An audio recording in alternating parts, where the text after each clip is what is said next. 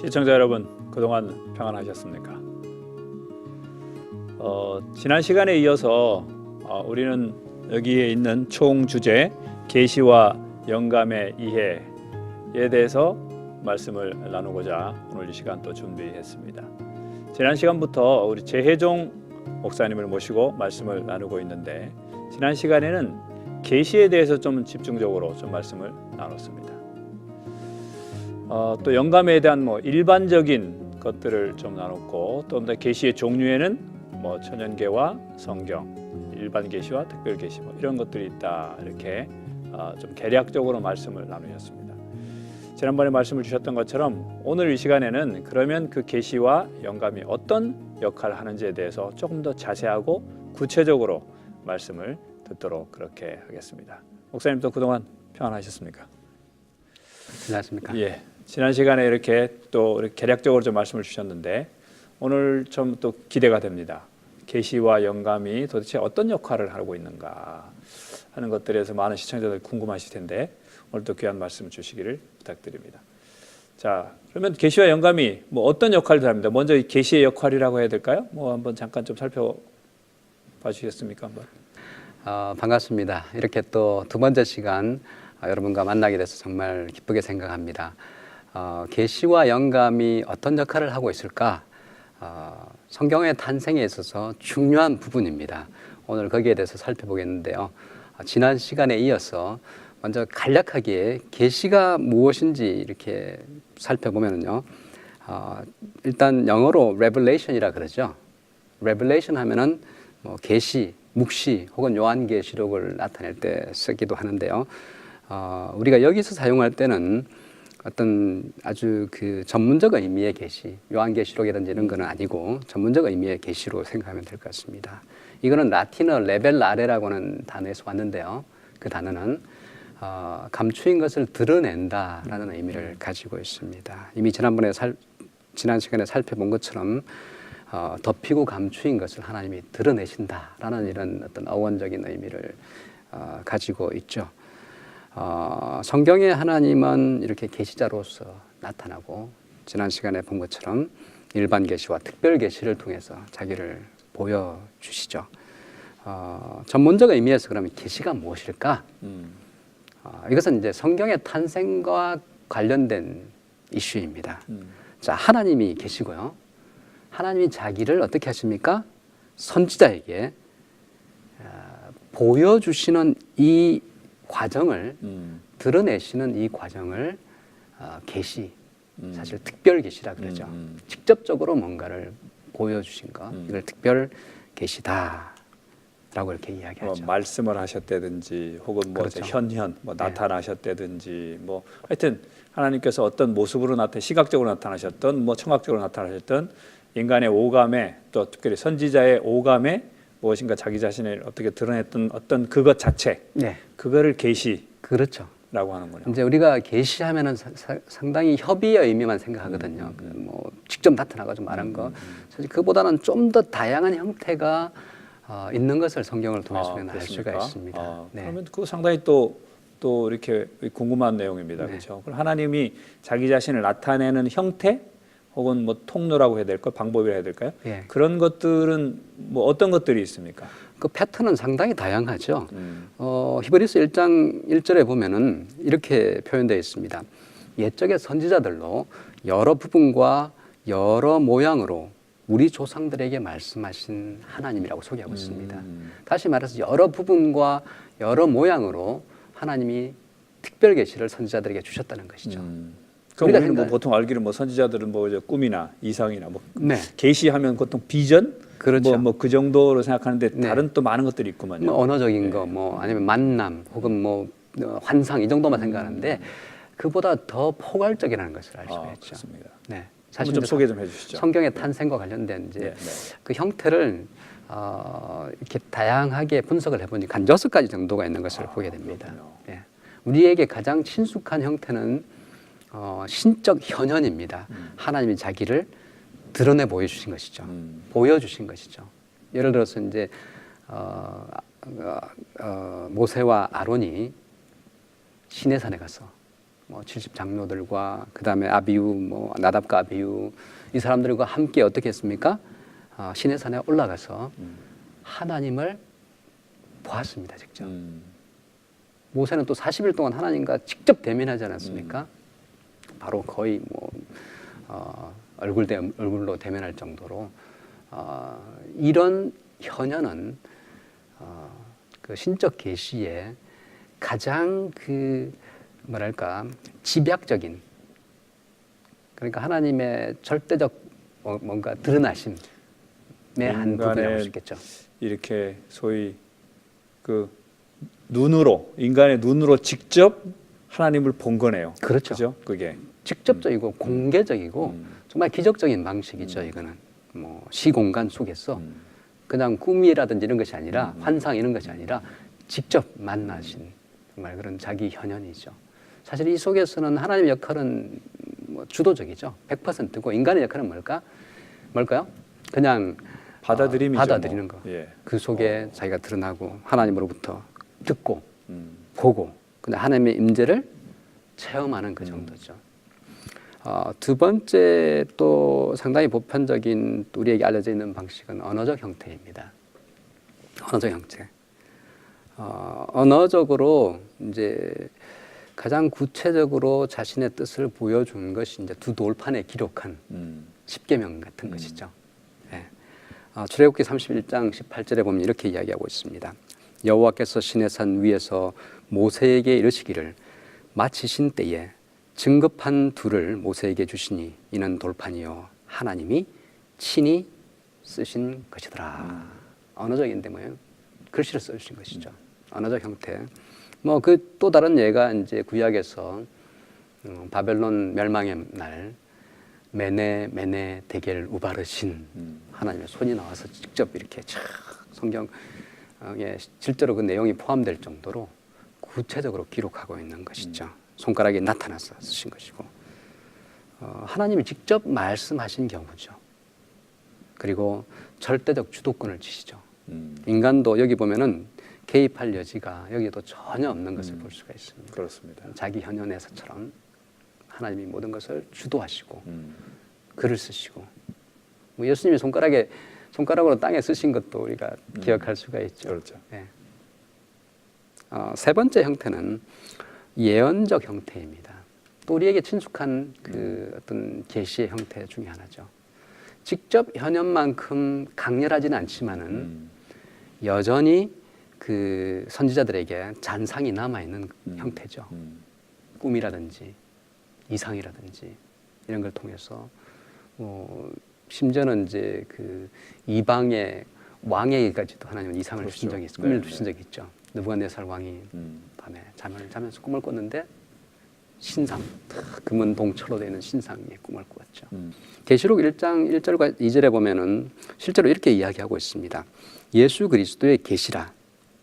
이는 하나님이 그에게 주사 반드시 속히 될 일을 그 종들에게 보이시려고 그 천사를 그 종 요한에게 보내어 지시하신 것이라. 예, 하나님의 말씀과 예수 그리스도의 증거 곧 자기의 본 것을 다 증거하였느니라. 예, 이상의 형태, 또 다른 하나의 계시의 방식이죠. 이거는 이제 일반적인 거는 결코 아닙니다. 그냥 아무나 꿈꾼 것이 계시라고 할 수가 없죠. 그렇죠. 하나님의 신적 예. 계시라고 할 수 없죠. 초자연적인 꿈이나 환상 같은 것들이겠습니다. 이제 하나님의 역할과 인간의 역할 구분을 보면은 앞에 두 개 신적 현현이라든지 언어적인 거와는 조금 하나님의 역할이 줄어드는 것을 볼 수가 있습니다. 역할이 여전히 주도적이지만은 그죠? 그것만큼 강렬하지는 않은 것을 보게 되죠. 눈에 보이거나 들리는 것을 통해서, 다시 말해서 오디오나 비디오적인 뭔가를 통해서 하나님께서 주시고 인간은 그것을 받고 좀 동참하죠. 그게 뭐냐면은 이해하려고 노력하는 것이죠. 해석하는 것이죠.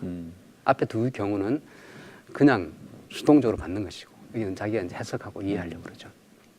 다니엘도 이제 다니엘 14장 8장 14절에서 2300주야 예언을 듣지 않았습니까? 예. 근데 아무리 해도 이해를 못 하는 거예요. 너무 어려웠습니다. 그 나중에 이제 가브리엘 천사가 다시 와서 9장에서 설명을 해주지 않습니까? 그런 것처럼 이 예언의 형태를 띠는 이상 같은 경우 선지자의 이해하려고 하는 노력, 자신의 어떤 해석이 필요한 부분, 인간의 역할이 조금 생기는 것을 볼 수 그렇죠. 있습니다. 네 번째 형태는 역사적 패턴입니다. 역사적 형태입니다. 예. 이게 대표적인 것이 누구의 그 성경이냐 하면은 누가의 복음입니다. 우리가 일반적으로 생각하는 형태의 계시와는 좀 차이가 있는 것이죠.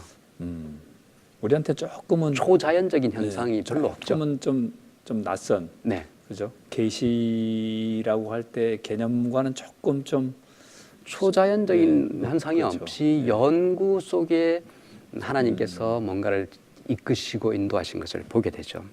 누가복음 1장 3절에 보면 이렇게 이야기하고 있습니다.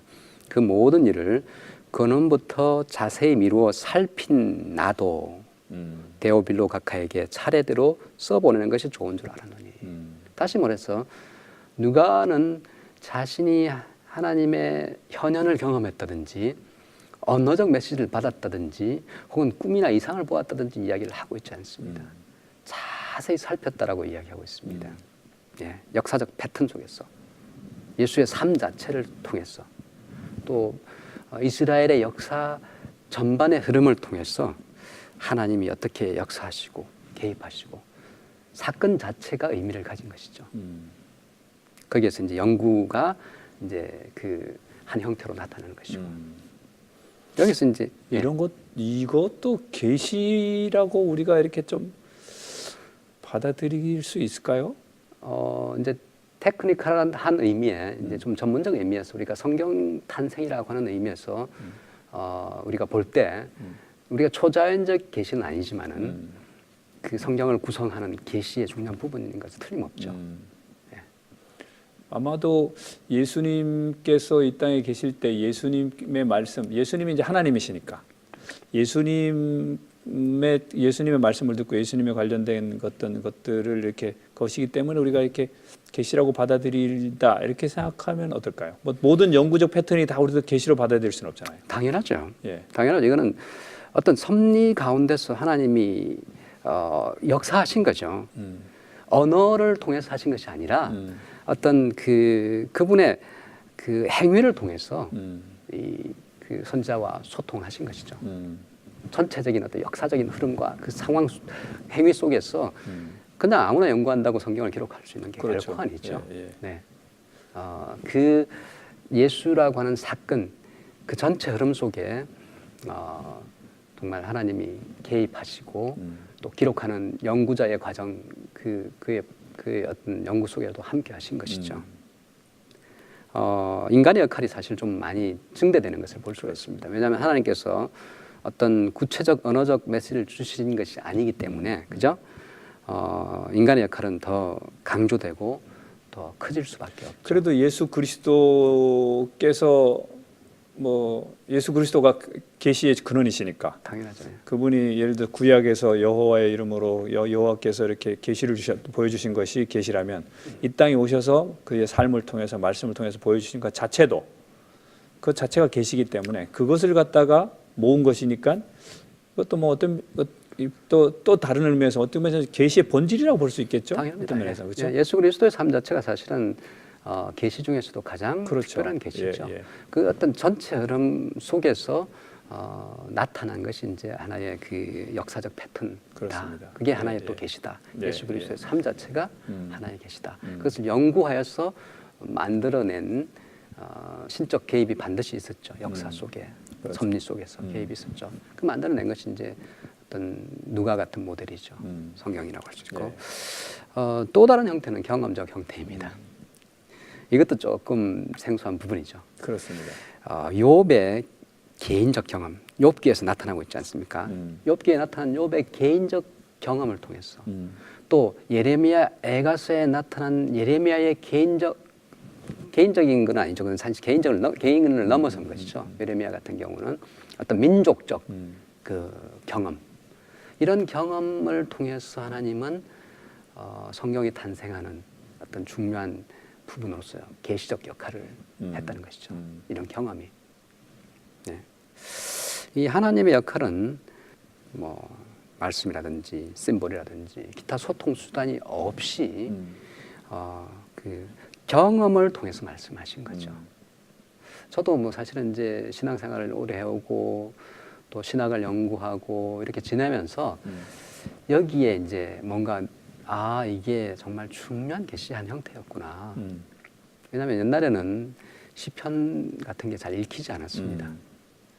욥기 같은 건 더 안 읽혔습니다. 그래서 사실 뭐 전에 옛날에 그 정경 논란 있을 때도 네. 그런 어떤 이런 문학사들이 끝까지 참 그 뭐 퇴출될 위기에 놓였었죠, 많이. 문제라고 네. 하면 좀 그렇지만 그 네. 논란의 여지가 계속 있었던 것이 이제 말씀하신 경험, 네. 그들이 가지고 있는 경험이 과연 이게 성경이 될 수 있나, 정경을 받을 수 있나, 뭐 그런 문제들이 계속 이렇게 논란이 되어 왔었죠.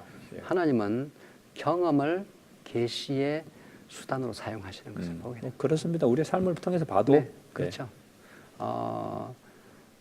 특별히 이제 이게 특별하고 성경에 포함되었던 것은 하나님의 전체적인 섭리 속에서 일어난 것이죠. 예. 또. 그리고 그분들이 뭐 경험한 것이 그냥 뭐 지금 우리가 경험하는 뭐 어떤 그런 경험이 아니고 정말 하나님과 직접 대면하고 하나님의 말씀을 듣는 그런 경험들이니까 그렇죠. 뭐 지금 우리가 경험하고 있는 그런 것하고 좀 다른 것이죠. 그렇죠. 예. 인간의 역할은 사실은 이제 경험적 패턴에서 인간의 역할은 가장 큰 것을 볼 수가 있습니다. 왜냐하면 하나님의 어떤 섭리적 간섭하심, 그죠? 욥도 개인적으로 하나님이 허용하지 않았습니까? 그런 고난들을 하나님이 직접 고난을 주신 것은 아니지만은 그 섭리적 간섭하심에 사람이 어떻게 반응하냐를 이제 기록한 것이 이제 욥기이지 않습니까? 결국은 그 하나님의 섭리라고 하는 전체적인 역할이 있긴 하지만은 그 경험 속에 인간의 반응이 훨씬 더 많은 부분을 차지하죠. 인간의 역할이 상당히 증대된 것을 볼 수 있습니다. 마지막으로 제가 이제 성경에서 사실 성경에서 찾아낸 것들입니다. 결국은 다 이게 지혜 형태입니다. 지혜 형식을 취하는 것입니다. 전도서 1장 13절에 보면은 이렇게 이야기합니다. 마음을 다하며 지혜를 써서 하늘 아래서 행하는 모든 일을 궁구하며 살핀즉 이는 괴로운 것이니 하나님이 인생들에게 주사 수고하게 하신 것이라. 궁구하여 살핀즉, 다시 말해서 묵상을 해보는 것입니다. 인생의 여러 가지 것들을 묵상하면서 그 묵상을 통해서 지혜를 얻는 어떤 지혜자의 이야기를 보게 되죠. 여기에도 초자연적인 수단은 전혀 없습니다. 그렇죠? 하나님의 역할은 사실 안 보입니다.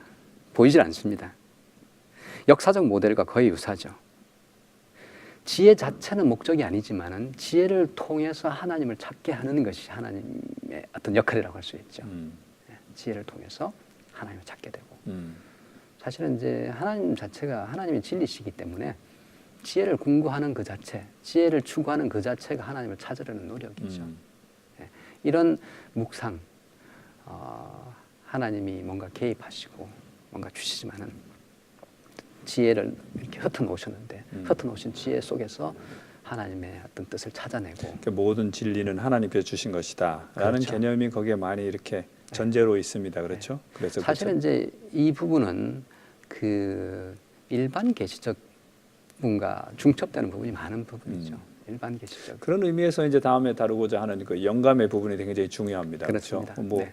뭐 아무거나 이렇게 소위 말하는 일반 계시와 매우 유사한 부분이라도 그런 것들이 역사든 뭐 잠언이든 뭐 어떤 지혜서든 이런 데서도 이제 하나님께서 어떤 것을 모으게 하는가 선지자들에게 네. 이게 상당히 중요한 부분이라고 볼 수 있겠습니다. 네. 사실은 이제 이 세 가지 패턴들은 하나님의 개입이 이제 많지 않지 않습니까? 그죠? 인간의 역할이 더 커지고 여기에서는 이제 영감이 더 큰 작용을 했다라고 볼 수 있죠. 계시의 부분에서는 뭐 네. 어떤 면에서는 하나님께서 직접 뭐 하는 것도 적을 수 있지만 영감적인 부분에서는 훨씬 더 하나님의 개입이 중요한 역할을 하게 되는 그렇죠. 같은 것이라고 볼 수 네. 있겠습니다. 그렇죠. 결국은 이제 지혜 형태에서 인간의 역할은 역사적 형태처럼 필자가 주도적이다. 네. 하나님 전체 섭리 가운데 함께 하시고 그래서 간단하게 소결론을 내려보면 이렇습니다. 모든 성경은 아까 우리가 기술적 의미에서 전문적 의미에서 계시를 말씀드린 것입니다. 모든 성경은 계시를 기초로 하고 있는 것이다. 다만 여러 부분과 여러 모양들이 있다. 우리가 생각하는 초자연적인 현상이 아니라 할지라도 계시의 형태는 다양하고 또 모양도 뭐 여러 가지다. 선지자의 기여도에 따라서 비교적 미미한 게 현현이라든지 언어라든지 그다음에 예언적 형태고 선지자의 역할이 강화된 것이 이제 뭐 역사라든지 경험, 지혜 형태죠. 이제 이 정도 이제 뭐 계시는 살펴보았으니까 영감의 부분을 보면은 사실은 이제 성경의 탄생과 직접적인 관련이 있는 것이 영감입니다. 왜냐하면 계시를 경험했던 많은 선지자들이 있습니다. 뭐 엘리야도 있고 엘리사 같은 정말 위대한 선지자들이 있지 않습니까? 근데 그럼에도 불구하고 이 선지자들은 성경을 기록하거나 남기지 않았습니다. 그죠? 결국은 성경 탄생과 중요하게 직접 연관되어 있는 것은 바로 영감이라는 것을 보게 됩니다. 자, 영감이란 무엇일까? 영어로 inspiration이라 그러는데 뭐 인사이트 정도가 아니라 여기서 말하는 영감은 성경의 기록과 관련된 어떤 기술적 의미에서 영감입니다. 라틴어는 인스피라치오라는 단어를 사용하고 여기에서 온 것입니다. 성령의 지도 아래서 하나님의 계시를 경험했던 선지자가 성경을 기록하는 과정을 영감이라고 보면 가장 쉬운 이해일 것 같습니다. 다시 말해서 하나님의 영감은 성경을 기록한 기자의 내면에서 작용한 것이라는 거죠.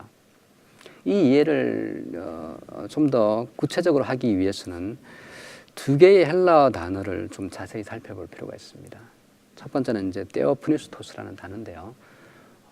영감이라고 하는 표현과 가장 직결되는 표현입니다. 사실은 영감이라는 표현이 이제 성경에 나와 있지 않습니다. 그런데 이제 감동이라는 표현으로 나와 있어요. 디모데후서 3장 16절에 나와 있는 표현인데요.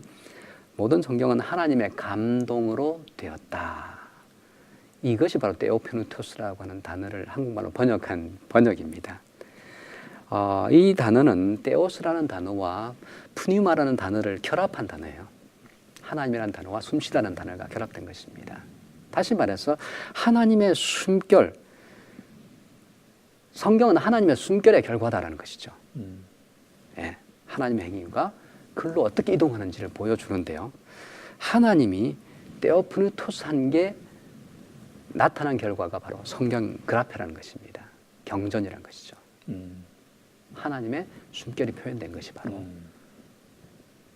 하나님 어떻게 기록하게 하셨다는 표현하지 않습니다. 그런데 단순히 이 단어를 가지고 설명합니다. 베드로의 표현을 보면은 바울의 표현과 약간 대조적입니다. 여기 보면은 베드로서 1장 21절에 나타나 있는데요. 예언은 언제든지 예언은 성경과 똑같은 동의어를 쓸 수 있겠죠. 사람의 뜻으로 낸 것이 아니요 오직 성령의 감동하심을 입은 사람들이 하나님께 받아 말한 것이다. 여기 보면 페로메노이라는 단어가 사용됩니다. 성경에서 딱 한 번 나와요. 아까 테오프니스토스도 딱 한 번 나오는데요. 운반되었다는 의미를 가지고 있습니다. 수동태예요. 페로라는 단어는 성경에서 많이 사용됩니다. 운반하다, 움직이다, 나르다 이런 의미를 가지고 있습니다. 다시 말해서 성령에 의해서 선지자가 움직여진 것을 가리키는 것이죠. 하나님의 행위가 인간에게 도달하는데 어떻게 한 것입니까? 성령이 페로메노에 해가지고 선지자를 움직이니까 결과물이 뭐다? 성경이다. 이렇게 된 것이죠. 간단하게 정리해보면 이렇습니다. 하나님이 테오프니토스하니까 나타난 것이 그라페, 성경이다. 성령이 페로메노에 해가지고 성령을 움직이고 나타난 것이 그라페다. 결론적으로 말씀드리면 성경의 저자는 하나님이고 필자는 인간이다. 그러나 하나님이 직접 쓰신 것이 아닙니다. 그런 관점에서 성경은 하나님과 인간의 합작품이다 라고 보면 가장 좋을 것 같습니다. 영감의 결과가 바로 성경이죠. 그래서 성경을 보면서 구원에 이르게 하는 지혜가 있다라고 이제 사도 바울은 디모데후서에서 이야기를 하고 있고요. 베드로후서에서는 사사로이 풀어서는 안 된다. 사사로이 사람들의 말처럼 다뤄서는 절대로 안 된다. 왜냐하면 하나님께 받아 말하는 것이다. 라고 이야기하죠. 다시 말해서 영감의 결과물인 성경을 신적 권위를 가지고 있는 하나님의 말씀으로 보는 것이죠. 자, 간단하게 이제 계시와 영감을 구분해서 한번 이해를 해보겠습니다. 도식으로 제가 만들어 봤는데요. 하나님으로부터 뭐가 오게 됩니까? 선지자에게 와서 계시가 오고 성경 이런 식으로 이제 도식을 그리면 되겠습니다. 하나님으로부터 선지자에게 선지자를 통해서 성경으로 가는 이게 이제 성경이 출현하게 된 어떤 간단하게 그린 도시라고 할 수 있을 것 같습니다. 성경은 이런 두 가지 절차를 통해서 출현하게 되었습니다. 첫 번째는 계시라는 것이에요. 하나님께서 선지자에게 보여주신 걸 계시. 그렇죠. 다양한 형태를 취합니다. 현현이라든지 뭐 언어라든지 예언, 역사, 심지어는 경험, 뭐 다양한 형태였죠. 그리고 그 사이에 받았던 선지자가 성경으로 옮기기 위해서 경험하는 것이 바로 영감입니다. 영감은 하나님께서 선지자의 내면에서 작용하는 부분입니다. 내면에서. 그러나 부분적으로 볼 때는 그냥 내용적으로 볼 때는 뭡니까? 선지자가 기록하는 것입니다. 테오프니스토스라는 단어를 사용하고 페로메노이라는 단어를 사용하면서 이것을 설명하죠. 성경은 하나님께서 선지자를 통해서 이렇게 우리에게 인간의 글로 기록하신 것인데 하나님께서 선지자에게 주신 것을 계시. 그러나 선지자가 기록할 때 작용하신 것을 영감. 그렇죠. 네, 그래서 두 개가 다 굉장히 중요합니다. 그렇죠? 둘 중에 하나만 없어도 사실은 우리가 성경을 하나님의 말씀으로 우리가 받아들일 수 없는 거지 않습니까? 예, 이것을 하나님 말씀되게 하는데 중요한 요소입니다. 그렇죠. 계시와 영감의 결과물, 주도권은 결국은 하나님이신 거예요. 그렇죠. 그럼에도 불구하고 인간이 공헌하는 부분이, 기여하는 부분이 분명히 있습니다. 그 부분에 대해서 이제 다음 시간에 살펴보겠는데요. 다음 시간에 그러면 우리 그렇게 여기 말하는 그 선지자들이 그러면 어떤 기여를 하고 있는지에 대해서 말씀을 주시겠습니다. 그래도 간략하게 정리해보고 마무리할까요? 계시란 첫 번째 하나님의 자기 드러냅니다.